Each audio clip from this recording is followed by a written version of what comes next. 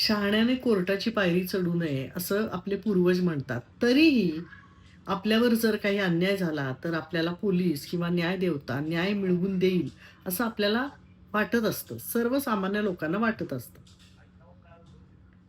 पण आत्ता मी एक रील पाहिला, एक चर्चा ऐकली, ज्यामध्ये अशा काही विधानांबद्दल बोलल्या गेलं, की ते ऐकून मती गुंग झाली.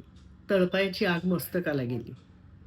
काय विधान होतं, तर अलाहाबादच्या हायकोर्टाने एक विधान केलं, की मुलींच्या प्रायव्हेट पार्टला हात लावणं, त्यांना जबरदस्ती स्वतःकडे खेचणं, त्यांच्यावर गलिच्छ कमेंट्स करणं, हे सगळे गुन्हे नाहीत. हो, बरोबर ऐकताय तुम्ही. हे सगळे किंवा अशा गोष्टी गुन्हे म्हणून नोंदवले जाणार नाहीत, कारण हे गुन्हे नाहीत.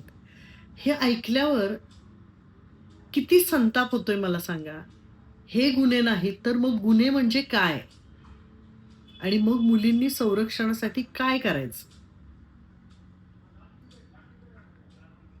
अलाहाबाद कोर्टाने जेव्हा हे असं विधान मांडलं, त्याच्यावर बऱ्याच चर्चा झाल्या आणि मग सुप्रीम कोर्टाने ते विधान खोडून टाकलं, अमान्य केलं. पण मुळात कोणत्याही कोर्टाने असं विधान करण्यापूर्वी काही विचार केला असेल की नाही? किंवा कोणत्या बेसिसवर असं विधान केलं? हे गुन्हे नाहीत असं म्हणताना त्यांना नक्की काय म्हणायचं असेल? आणि मग त्यांच्या दृष्टीने नक्की गुन्हे काय असतील? म्हणजे मग शहाण्यानी कोर्टाची पायरी चढू नये असं जे आपले पूर्वज म्हणतात, ते योग्यच वाटायला लागलं मला. कारण ज्या न्यायदेवतेकडे आपण न्याय मिळण्यासाठी बघायची, ती न्यायदेवता जर अशा गोष्टी बोलू लागली, तर संपलंच सगळं.